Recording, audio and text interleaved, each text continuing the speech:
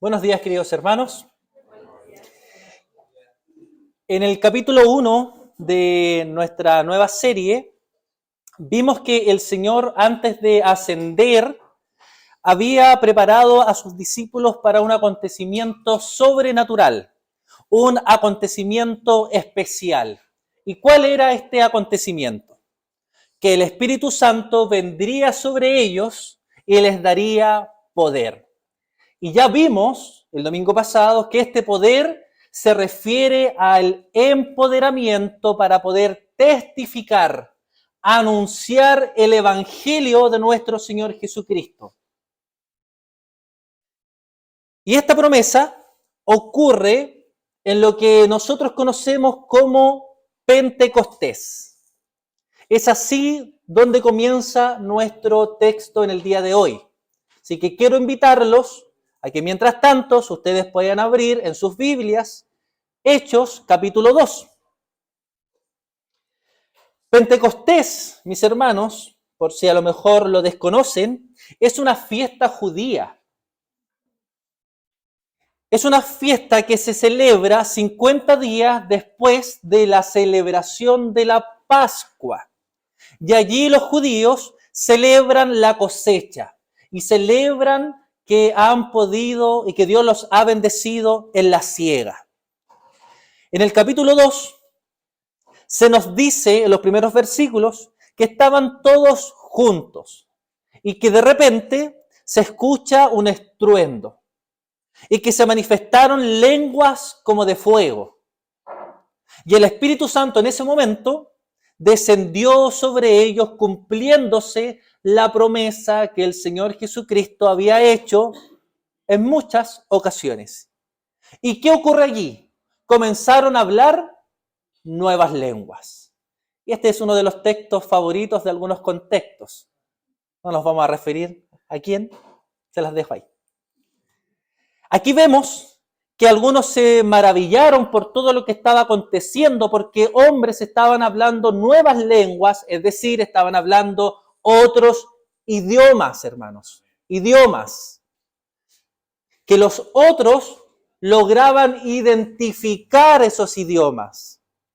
Entonces algunos se maravillaban por esto y se preguntaban diciendo, ¿cómo es posible que estos estén hablando mi lengua? ¿Cómo es posible que yo entienda lo que estos estaban diciendo? Pero otros se burlaban y decían, estos están ebrios, ya llenos de mosto. Y aquí está el contexto de la porción del día de hoy. Y vamos a dar lectura a los versículos 14 en adelante. Vamos a leer harto, hermanos, así que les pido concentración y que me sigan en la lectura, en sus Biblias o que escuchen.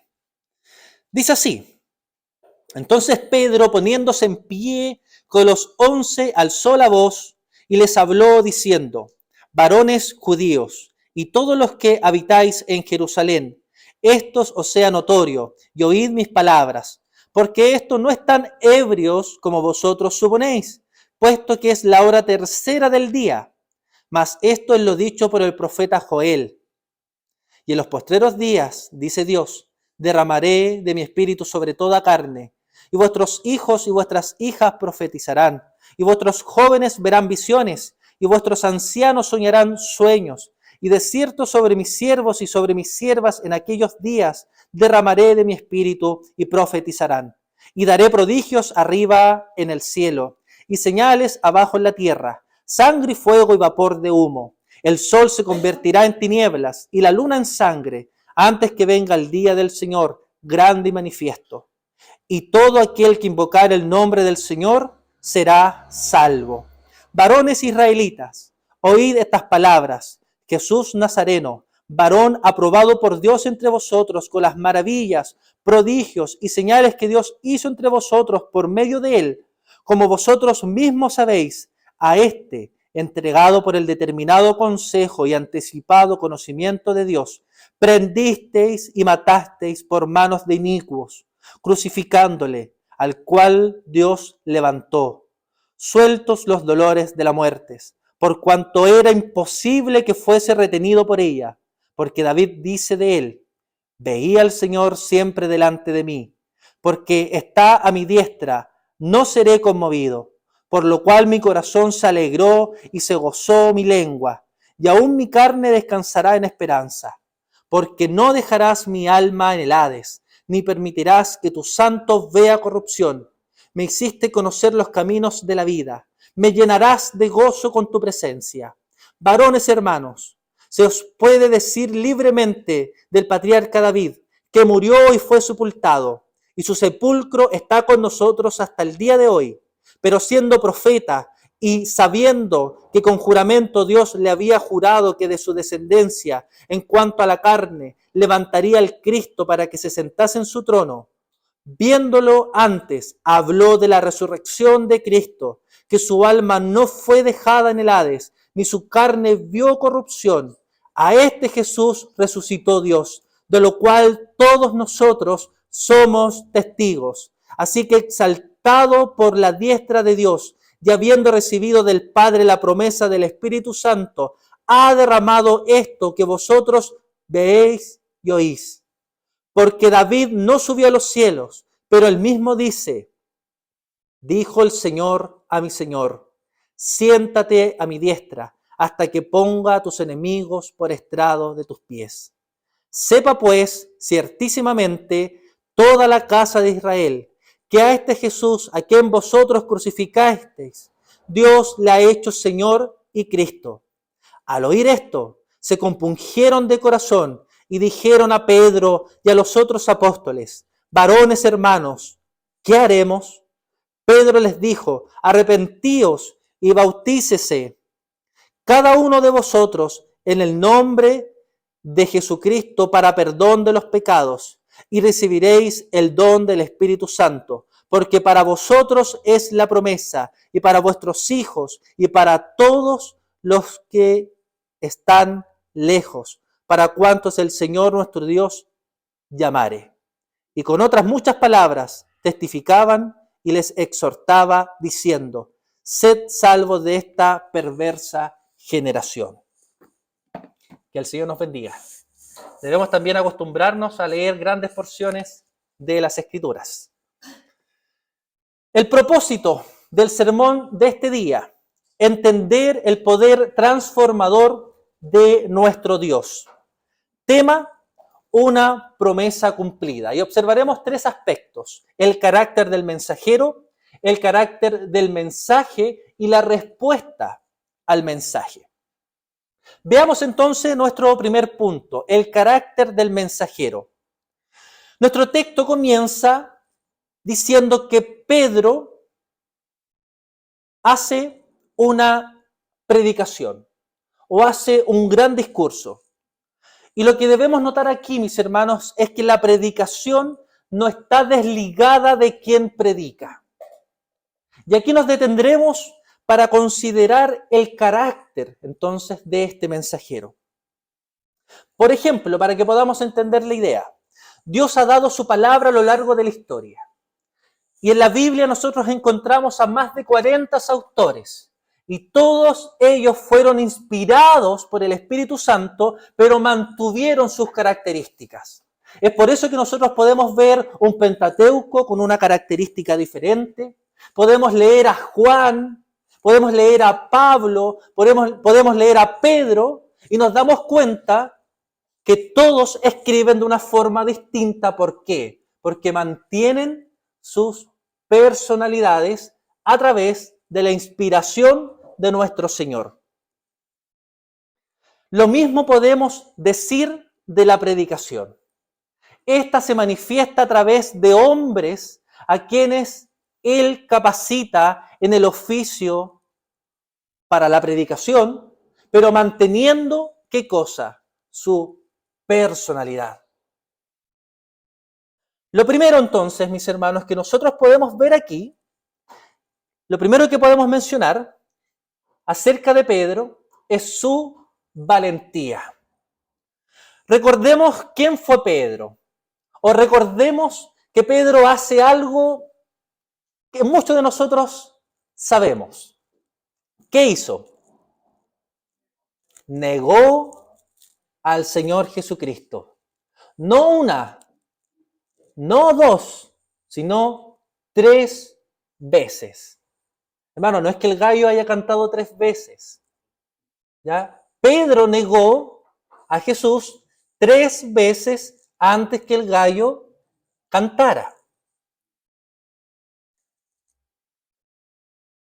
Pero en este capítulo y en la porción que estamos leyendo, vemos ahora a un Pedro que se para frente a una gran multitud, proclamando el poder y la majestad de su Salvador.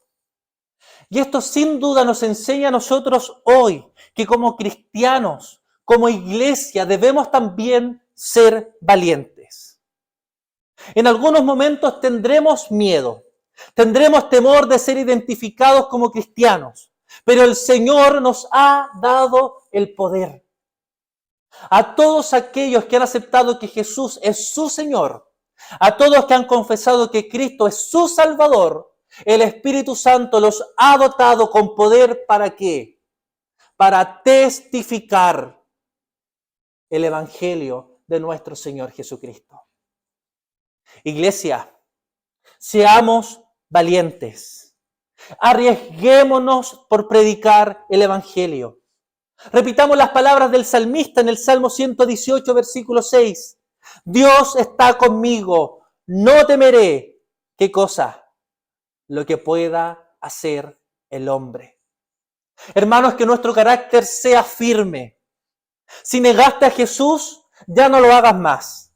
Si fallaste, ten ánimo. Si te has negado en proclamar el Evangelio, descansa en el poder del Espíritu Santo y no en tus facultades y sabiduría.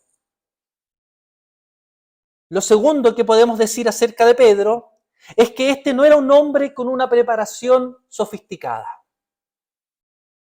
Pero aún así, toma la iniciativa para anunciar el Evangelio.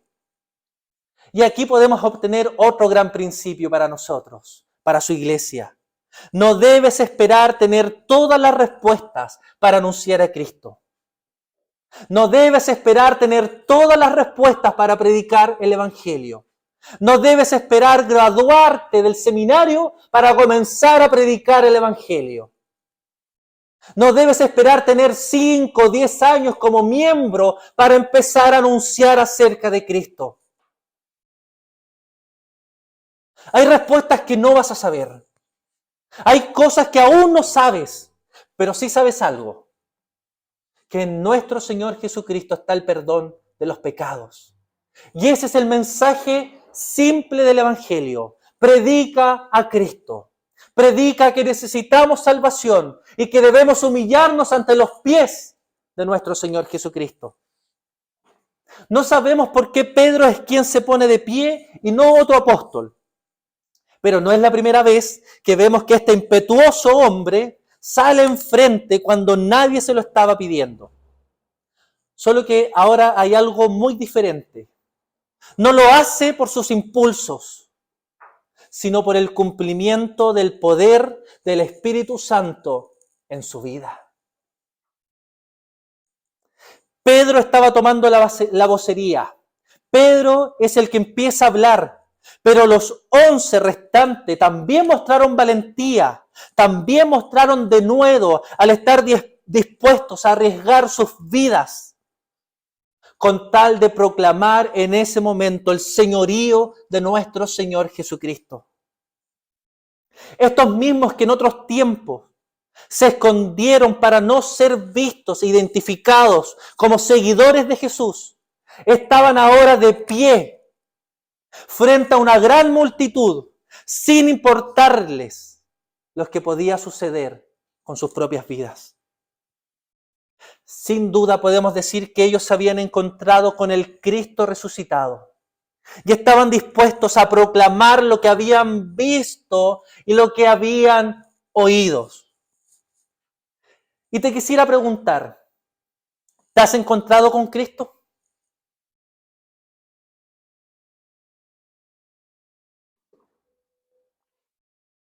¿El Señor ha salido a tu encuentro?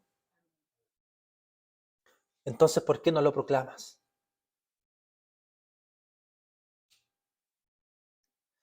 Pedro se pone de pie frente a todos y levanta su voz.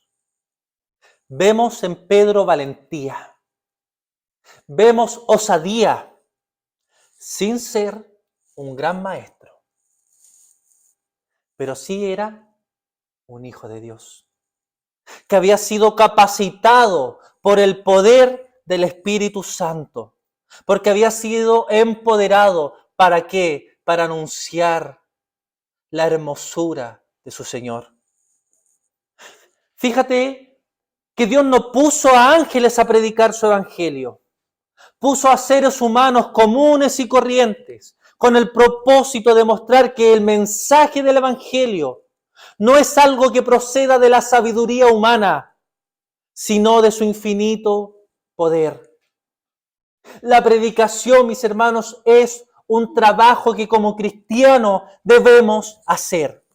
Y es un trabajo arduo, difícil, pero que debemos hacer. Primera de Timoteo 5:17 nos dice: los ancianos que gobiernan y que enseñan deben ser tenidos por dignos de doble honor. ¿Por qué? Porque es algo que viene de Dios. Cuando nos paramos acá al frente, estamos hablando por Dios. Cuando nosotros predicamos el Evangelio, estamos siendo portavoces de nuestro Dios. Pero la predicación también es importante porque es un arduo trabajo, porque requiere horas de estudios, porque requiere que nosotros leamos nuestra Biblia y conozcamos lo que Dios ha revelado en su palabra. Es un trabajo que necesita diligencia. Por eso quiero llamarte la atención, querida iglesia. Es hora de que comiences a prestar atención a su palabra. Cuando tú vienes al culto, cuando tú estás escuchando la palabra de Dios, no es el momento para que tu mente esté pensando en lo que va a cocinar. No es el momento para que las dudas y los cuestionamientos y los problemas de tu vida gobiernen tu corazón, porque estás escuchando a Dios. No es el momento de revisar los mensajes que te llegaron en tu celular. Es el momento que estés atento con todos tus sentidos para escuchar a Dios. Las personas que nos paramos acá adelante somos simplemente instrumentos de Dios. Es Dios quien está hablando. Presta atención a tu Dios. Hasta aquí, mis hermanos, lo que hemos visto es que debemos ser entonces valientes, osados en proclamar el Evangelio. Camila justamente pedía que el Señor nos dé valentía, porque en muchas ocasiones, teniendo la oportunidad de predicar el Evangelio, no lo hacemos. Veamos entonces ahora qué es lo que caracterizó el mensaje de este sermón, lo que nos lleva a nuestro segundo encabezado, el carácter del mensaje. Pedro no era una voz en el aire. Él no estaba en un trance con los ojos cerrados, hablando de lo que viniera a su mente. Él no puso el dedo en la Biblia y comenzó a predicar. Su predicación fue un ejercicio sistemático, consciente, lógico y ordenado. Lo primero que nosotros vemos en el sermón de Pedro es que él citó la Biblia, que él explicó la Biblia y que aplicó la Biblia. El sermón de Pedro, el discurso de Pedro sigue una estructura muy simple, mis hermanos. La primera parte es la explicación del fenómeno natural que ellos estaban presenciando, la venida del Espíritu Santo, y la relación que tenía esto con la venida del Mesías y el juicio de Dios. El segundo segmento de esta predicación es una descripción de que Jesús es el Mesías, anunciado por todo el Antiguo Testamento y cómo este Mesías juzgaría a sus enemigos. Y el tercer segmento, Pedro se encargó de usar las Sagradas Escrituras y explicarlas con claridad, porque hace un llamado a su audiencia de que tienen que hacer algo. Es un llamado al arrepentimiento. No cabe duda entonces que cuando nosotros leemos y estudiamos el sermón de Pedro, esta se caracterizó porque ponía en el centro a Dios. No sus experiencias, no sus sueños, no sus visiones, no su filosofía, sino a Cristo y a este resucitado. Una de las tragedias de nuestras iglesias, de las iglesias de este siglo, es que ha dado la espalda a la palabra de Dios. Y cuando esto sucede, cualquier cosa toma su lugar. En los púlpitos de hoy, la Biblia es solo un adorno. En los púlpitos de hoy, la Biblia, la palabra de Dios, es solo un adorno de los testimonios y de las experiencias que hombres viven. Para los cristianos de hoy, la Biblia tiene menos importancia que su propia comodidad. La palabra de Dios tiene menos importancia que sus trabajos, que su dinero, que sus estudios, que su comodidad. Si hay algo que nosotros debemos desear como iglesia, como hijos de Dios, como cristianos, es la palabra de nuestro Señor. Es nada más que la palabra de nuestro Señor. Una de las recomendaciones que le hace Pablo a Timoteo es: predica la palabra, no tus testimonios, no lo que a ti te parezca bien. Predica la palabra a tiempo y fuera de tiempo, redarguye y reprende con toda paciencia y doctrina. Queridos hermanos, si nosotros queremos un avivamiento en nuestra iglesia, y entiéndase avivamiento como la manifestación del Señor motivándonos a ser más santos, a crecer, a salir a predicar el Evangelio.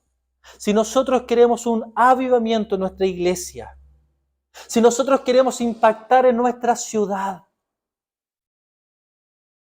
ese avivamiento debe comenzar con púlpitos ardiendo por la palabra de Dios. Nosotros debemos orar continuamente para que la Biblia sea levantada en nuestros púlpitos, para que nosotros seamos una iglesia guiada por la palabra de nuestro Señor, para que cada uno de nosotros hable conforme a lo que ella dice. Ustedes deben orar, mis hermanos, para que su pastor, para que todos aquellos que tienen este hermoso privilegio se mantengan fieles a la palabra de Dios. El sermón de Pedro es un sermón colmado de Cristo. Exalta a Cristo, lo proclama, le da la honra y la gloria que nuestro Señor se merece. Pedro recalca una y otra vez que Jesús es el Mesías, que Jesús es el Salvador. No solo por las señales, sino también por las profecías del Antiguo Testamento que tienen su cumplimiento en Él. Y porque Dios lo levantó de entre los muertos para reinar con poder. Queridos hermanos, todos los caminos de la Biblia nos conducen al Redentor. Todos. El apóstol Pablo dijo que él no se propuso saber nada, sino a Cristo y a este crucificado, y que en esto consistió su predicación. proclamar a Cristo, las virtudes de su Señor, la salvación que tenemos en Cristo, que Dios lo resucitó de entre los muertos, que por lo tanto es seguro dar nuestras vidas por el Señor. A veces pensamos equivocadamente que Cristo solo debe ser anunciado cuando se tratan de predicaciones evangelísticas. Lo cierto es que todos nosotros necesitamos el Evangelio constantemente, en cada área de nuestras vidas y en cada momento de nuestras vidas. Necesitamos recordarnos una y otra vez el perdón que tenemos en el Señor, la alegría que podemos sentir, porque aunque fallamos constantemente, tenemos un perdón seguro. Necesitamos recordarnos la necesidad del arrepentimiento. Por eso cada domingo confesamos nuestros pecados, teniendo presente que Cristo pagó por nuestros pecados y que por lo tanto podemos tener alegría y gozo. Nosotros podemos vernos las caras,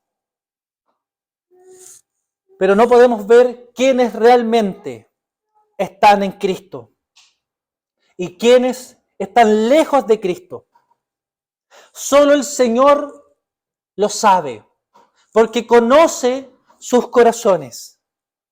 Pero el Evangelio, el anuncio del Evangelio es para todos.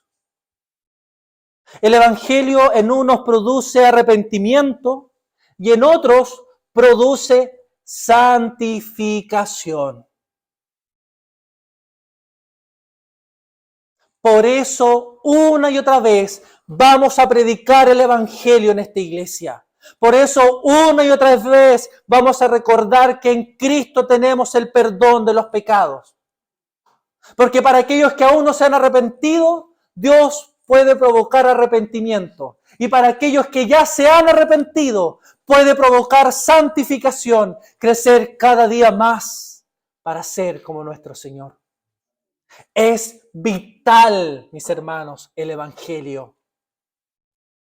Nunca des por sentado el Evangelio. Nunca creas que no es necesario mencionar que Cristo es Señor y Salvador. Pedro tenía sus ojos puestos en Cristo. Y ahora por medio de su predicación estaba llevando los ojos de los oyentes a Cristo. Y esto es lo que nosotros también debemos hacer como iglesia. Poner primero nuestra mirada en el Señor. ¿Para qué? Para llevar a otros, para llevar a los demás a mirar la hermosura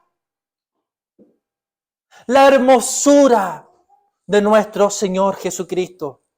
Si hacemos esto, se producirá una respuesta. Y esto nos lleva a nuestro tercer encabezado. La respuesta del mensaje.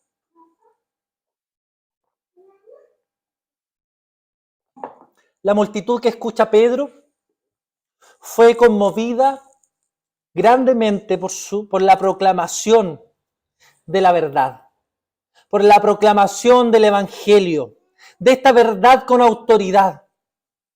Tanto así que le preguntaron a Pedro cómo debían responder. Versículo 37. Al oír esto, se compungieron de corazón y dijeron a Pedro y a los otros apóstoles: varones hermanos, ¿qué haremos? ¿Qué haremos? Pedro claramente les exhortó a que respondieran esta invitación. E invitó a sus oyentes ¿a qué cosa? A que fueran salvos. Y fíjate de este dato curioso. Únicamente cuando el Evangelio fue predicado,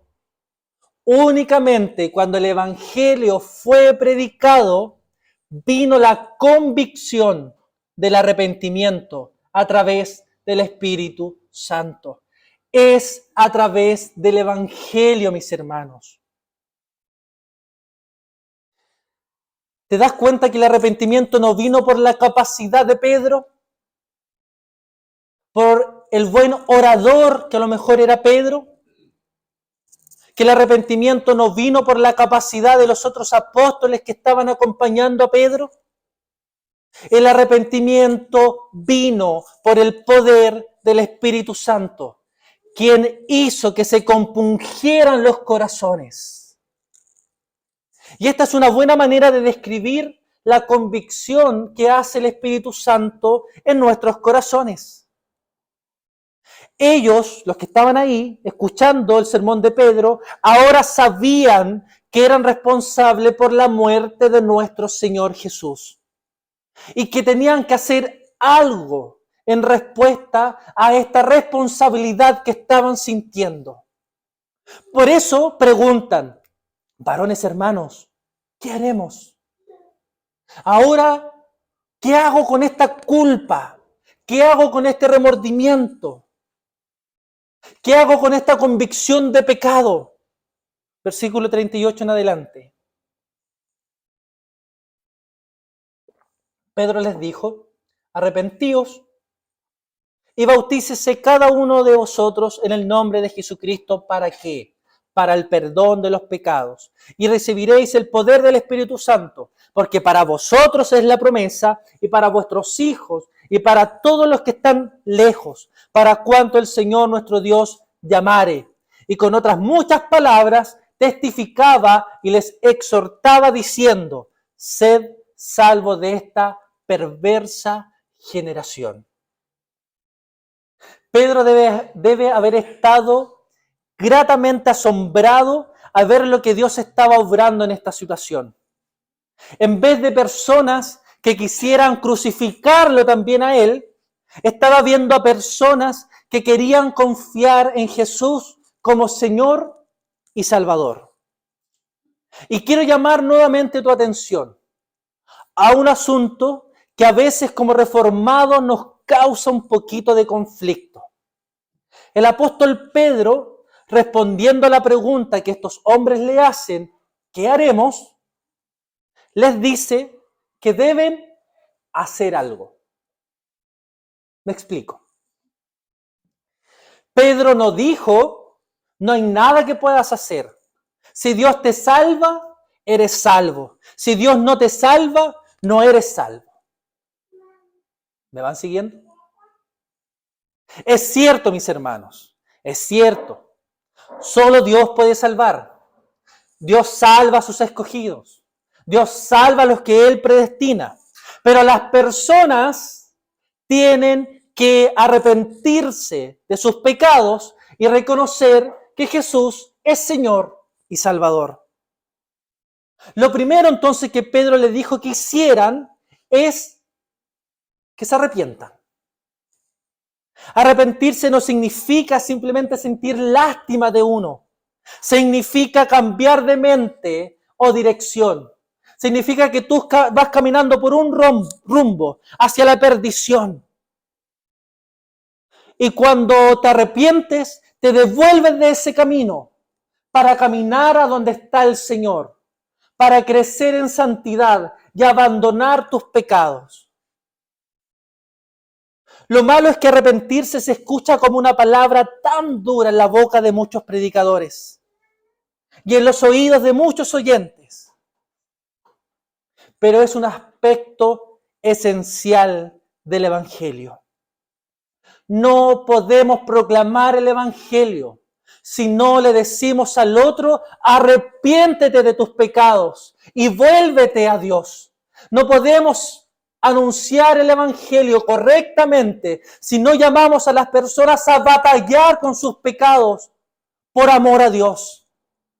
No podemos predicar correctamente el Evangelio si no les decimos a las personas que deben abandonar sus estilos de vida, que no están glorificando a Dios. ¿Para qué? Para que ahora glorifiquen al Señor con todo lo que hacen. Cuando Juan el Bautista predicó, ¿qué dijo? Arrepentíos y convertíos porque se ha acercado el reino de Dios. Cuando Jesús comienza a predicar, ¿Qué dice? Arrepentíos y convertíos porque el reino de Dios se ha acercado. Cuando Pedro comienza la respuesta, ¿qué dice? Arrepentíos. Debemos predicar el arrepentimiento. Y las personas deben arrepentirse. El arrepentimiento describe justamente lo que significa venir a Dios. No puedes volverte a Dios sin alejarte de las cosas que Él detesta. No puedes volverte a Dios sin alejarte de las cosas que Él detesta. ¿Las tienes que abandonar de inmediato? No, hermanos. No todas, por lo menos. Cada uno de nosotros aún batalla con el pecado y con ciertas cosas. Pero mortificamos nuestro pecado. Luchamos en contra del pecado para crecer a la estatura del varón perfecto, nuestro Señor Jesucristo. La segunda cosa que Pedro les dijo que debía hacer es bautizarse en el nombre de Jesucristo. Y ser bautizado en el nombre de Jesucristo era una expresión de fe y de plena confianza en Él. Algunos toman esta porción para decir que la fórmula del bautismo es solamente en el nombre de Jesús. Pero este texto no se refiere a la fórmula del bautismo. Lo que está diciendo es que debemos ser bautizados en el nombre de Jesús. Esto hace referencia a que debemos ser identificados con Cristo. Es una expresión de confianza en Jesucristo. Es decir, soy cristiano y confieso que Jesús es Señor y Salvador. Ser bautizados mostraba cuán fuertemente necesitamos a Jesús. Ser bautizado era manifestar públicamente que Jesús era su Señor y su Salvador, incluso corriendo peligro sus vidas. Ser bautizado significa ser parte de una comunidad, porque el bautismo, ¿dónde se realiza? En una comunidad, en medio de una congregación. Ser bautizado significa que ser cristiano no es solo decir creo en Jesús, sino identificarme con este Jesús, ser más como Él, batallar en contra de los pecados, crecer en santidad, en gracia, en amor, en la piedad. Ser bautizado significa ser parte de una comunidad de fe, en donde debo amar, en donde debo perdonar, en donde debo cuidar a los demás, en donde debo predicar y anunciar el Evangelio, tanto dentro como fuera. Ser bautizado es un símbolo de ser parte del pueblo de Dios. Mis hermanos, arrepentirse y ser bautizado es el comienzo del camino en el compañerismo cristiano. Arrepentirse y ser bautizado es el comienzo. No te sientas cómodo si te has arrepentido y has sido bautizado. No creas que tu trabajo terminó. No creas que debes estar sentado en la banca todos los domingos. No te sientas cómodo con escuchar un sermón a la semana. Muévete. Despierta. Arrepentirse y ser bautizado es solo el comienzo de nuestro trabajo. El texto de los versículos que continúan nos dice que en esa predicación o por esa predicación fueron añadidos más de 3.000 personas. Y seguramente estos 3.000 son solamente varones. No están contando ni mujeres ni niños. podríamos hablar de más de 6.000 personas. Y se nos dice que estos fueron bautizados, que se arrepintieron. Pero fíjate qué más dice. Que perseveraban en la doctrina de los apóstoles, en el partimiento del pan y en las oraciones. Comunidad. Tenemos hoy un gran desafío. Predicar el Evangelio de nuestro Señor Jesucristo. Que el Señor nos bendiga.